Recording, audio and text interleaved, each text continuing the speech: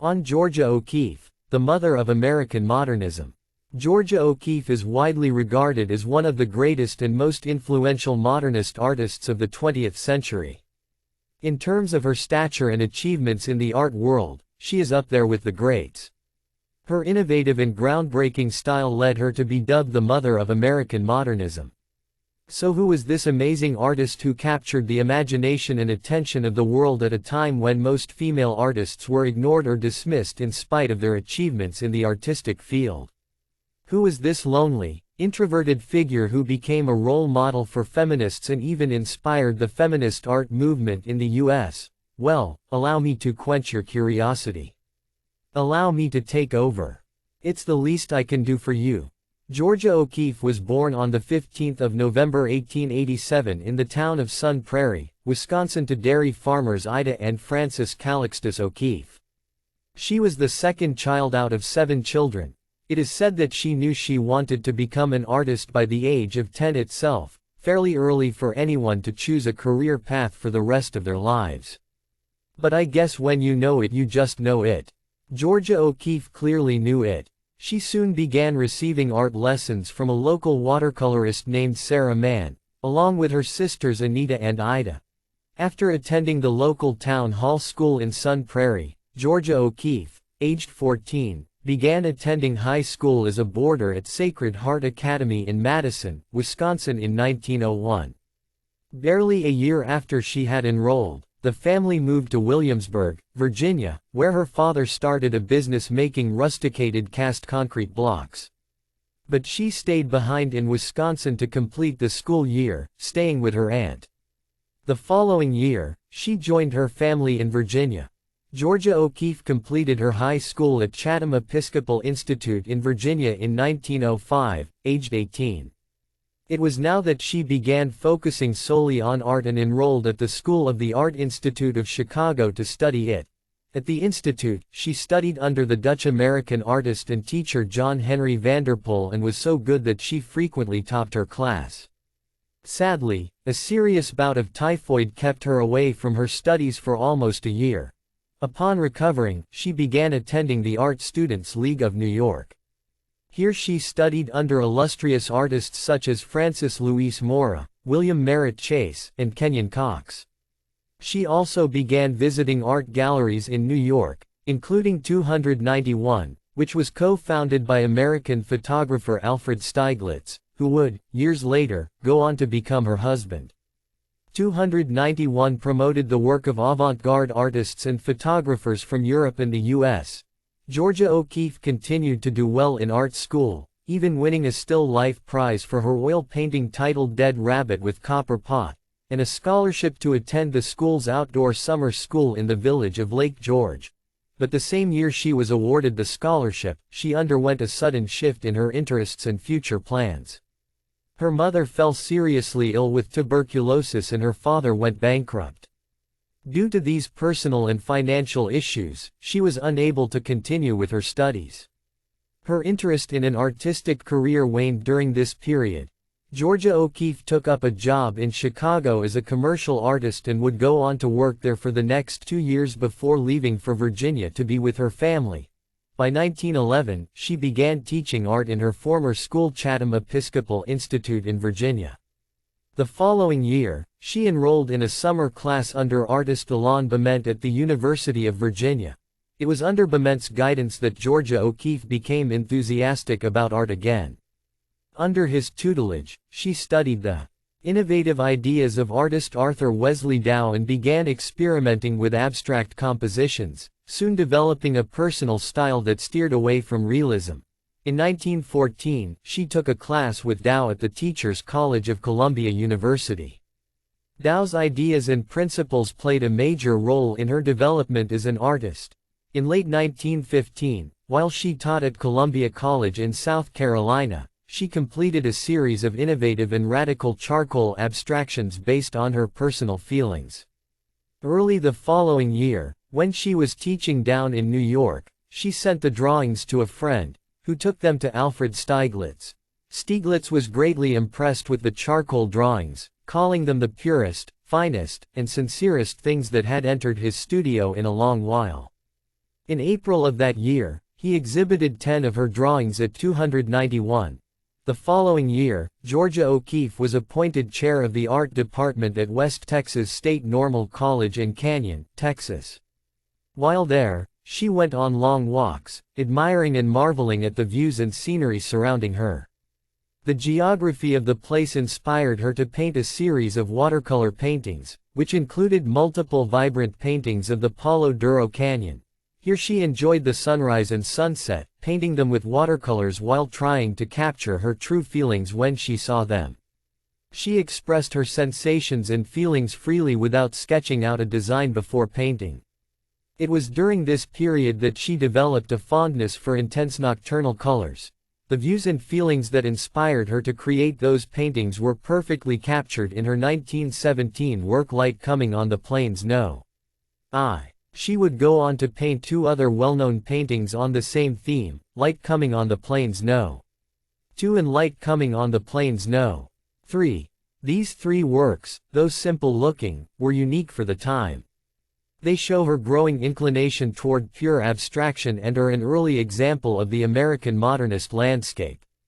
Some critics even regard them as radical works of art. By 1918, Georgia O'Keeffe had moved to New York to stay at a residence arranged for her by Stieglitz. Stieglitz even provided her with financial support and began promoting her work. He soon persuaded her to stop painting with watercolors as it was associated with amateur women artists. The pair became close to each other while Stieglitz promoted her work.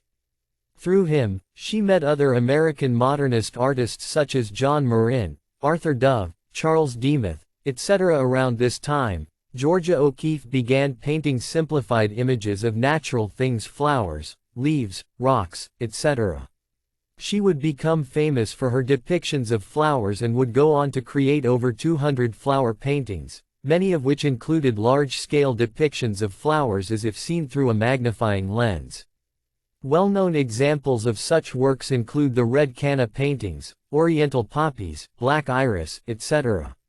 These paintings inspired a sense of awe and emotional intensity within observers. Her flower paintings were so evocative and sensuous that many critics often went out of their way to find sexual metaphors in them. However, she rejected such interpretations by saying that they were just paintings of flowers and nothing more. In the mid-1920s, Stieglitz organized several exhibitions of Georgia O'Keeffe's works. By the late 1920s, her works began selling at a higher price after Stieglitz reported that 6 of her paintings had been sold to an anonymous buyer in France for $25,000. Although there is no evidence of such a transaction taking place, not at least the way Stieglitz had reported it, the publicity it garnered served to increase the value of her paintings.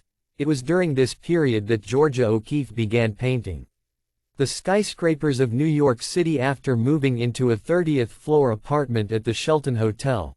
This new obsession would lead to the creation of one of her most notable works, Radiator Building, Night, New York. However, her source of inspiration would soon change when she would visit Taos in New Mexico in 1929, along with her friend and fellow artist Rebecca Strand. Georgia O'Keeffe and Rebecca took up accommodation with art patron Mabel Lujan, who also provided them with studios to work in. Georgia O'Keeffe's room offered her a perfect view of the Taos Mountains. These mountains became her new inspiration and muse. She frequently explored the mountains and deserts of the surrounding region by going on pack trips. She visited the ranch of English novelist D.H. Lawrence in Taos, which inspired her famous painting The Lawrence Tree, a painting of a large ponderosa pine tree that was on the ranch. She also visited the historical and architecturally unique San Francisco de Asís Mission Church at Ranchos de Taos and made several paintings of it. From this visit onward, New Mexico became a place she frequently visited to paint. She liked the loneliness and beautiful landscape of the place. But things took a turn for the worse in the early 1930s after Georgia O'Keeffe learned of Stieglitz's affair with another artist and photographer. The knowledge of his continuing affair completely broke her down, resulting in her suffering from nervous breakdowns. She was eventually admitted to a psychiatric hospital. Due to her frequent breakdowns, she took a sabbatical from painting for a couple of years in the mid-1930s. However, in 1936, she would create one of her most well-known works, Summer Days, depicting a desert scene with a deer skull with vibrant wildflowers. By the late 1930s, her career seemed to be stalling. Critics did not praise her paintings like before, referring to her desert paintings as a kind of mass production. Fortunately for her, she soon got an opportunity that would provide her with renewed inspiration. This opportunity came in 1938 in the form of an offer by an ad agency to create 2 paintings for the Hawaiian Pineapple Company to use in their advertising. Georgia O'Keeffe accepted the offer and traveled to the Hawaiian Islands, spending 9 weeks in Kauai, Oahu, Maui, and the island of Hawaii. Her most productive visit was to Maui, where she was given the freedom to explore the island and paint. She painted landscapes, flowers, and traditional Hawaiian fishhooks. Arriving back in New York, she went on to complete a series of 20 sensual, verdant paintings. By this time, Georgia O'Keeffe was already an established and widely known artist. Her paintings were being sold for a substantial price and her impact on American modern art had been praised and recognized. In the 1940s, her retrospectives were held at the Art Institute of Chicago and at the Museum of Modern Art, where she became the first woman artist to have a retrospective. In the mid-1940s, the Whitney Museum of American Art began to create the first catalog of her work. In 1970, the museum would go on to arrange the Georgia O'Keeffe Retrospective Exhibition. Moving to Ghost Ranch, close to the village of Abiquiu in New Mexico, the surrounding landscape inspired several of her paintings. After Stieglitz's death in 1946, Georgia O'Keeffe made New Mexico her permanent home. The lifestyle and geography of Abiquiu and Ghost Ranch would continue to inspire her works for years to come. At the ranch, guests such as singer-songwriter Joni Mitchell, aviator Charles Lindbergh, photographer Ansel Adams, and poet Allen Ginsberg would come and visit her. By the early 1970s, Georgia O'Keeffe had lost much of her eyesight due to macular degeneration, a medical condition that may result in blurred or no vision in the center of the visual field. Due to this, she only had her peripheral vision, forcing her to stop oil painting without assistance. Her live-in assistant and caretaker helped her in writing her autobiography titled, Georgia O'Keeffe, which was published in 1976 and became a bestseller. During this period, in spite of her failing eyesight, she managed to produce a series of watercolor paintings. But her painting output had drastically decreased by then, eventually coming to a complete halt. Nevertheless, she would continue to work with charcoal and pencil until a couple of years before her death. By the early 1980s, she had become increasingly frail and weak and her eyesight had almost completely gone. In 1984, she moved to Santa Fe, New Mexico, where she would die 2 years later on the 6th of March, at the age of 98. According to her wishes, her body was cremated and the ashes were scattered on the land around Ghost Ranch. Georgia O'Keeffe had lived a long and eventful life. She had established herself as a great pioneering artist who displayed uniqueness and audacity in her work, thereby transforming and spearheading the American modernist movement. She had explored and mastered pure abstraction like few other artists of the time had, developing her own unique and radical style in the process. Outside of the artistic field, she managed to achieve many other milestones as a woman at a time when it was difficult for women to do so.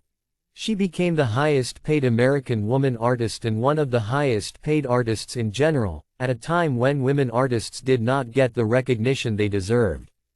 She was revered and admired in the art world by men and women artists alike, all of whom regarded her as a master of her craft, a contemporary legend of sorts. Her independent spirit and her achievements made her an icon and role model for feminists both inside and outside of the art world. Perhaps, American artist and pioneer of the feminist art movement Mary Beth Edelson paid Georgia O'Keeffe the greatest tribute in her famous collage Some Living American Women Artists, wherein Leonardo da Vinci's The Last Supper was appropriated and the heads of notable women artists were collaged over the heads of Christ and his apostles. In the collage, Christ's head was replaced with that of Georgia O'Keeffe's, portraying her as the central figure in the feminist art movement. Another feminist artist, Judy Chicago, gave Georgia O'Keeffe an important place in her installation artwork The Dinner Party to honor what many feminist artists consider a groundbreaking introduction of sensual and feminist imagery in her works of art. Feminists celebrated her as the originator of female iconography or feminist art, but in spite of being considered a symbol of the feminist art movement, Georgia O'Keeffe rejected being typecasted in such a manner and refused to join the feminist art movement or take part in any project in which only women could take part. For her, art was neutral and genderless. She thought of herself as just an artist and hated being referred to as a woman artist or female artist. She also refused to be called a revolutionary feminist, stating that femaleness was irrelevant in art and had nothing to do with art making or accomplishment. Throughout her lifetime and even after her death, Georgia O'Keeffe was awarded several honors and prizes. She received honorary degrees from colleges and was elected to the American Academy of Arts and Letters and made a Fellow of the American Academy of Arts and Sciences. In 1977, she was presented with the Presidential Medal of Freedom by President Gerald Ford. A year before her death, she was awarded the National Medal of Arts by President Ronald Reagan. In 1993, she was inducted into the National Women's Hall of Fame. In 1996, the U.S. Postal Service issued a 32-cent stamp in her honor. In 1997, the Georgia O'Keeffe Museum was established in Santa Fe, and her home and studio in Abiquiu were declared a National Historic Landmark the following year. Fossils have been named in her honor and movies have been made based on her life. In 2014, her 1932 painting Jimson Wheat White Flower No. I sold for a whopping $44.4 million, more than thrice the previous world auction record for any female artist, making it the highest price paid for a painting by a female artist.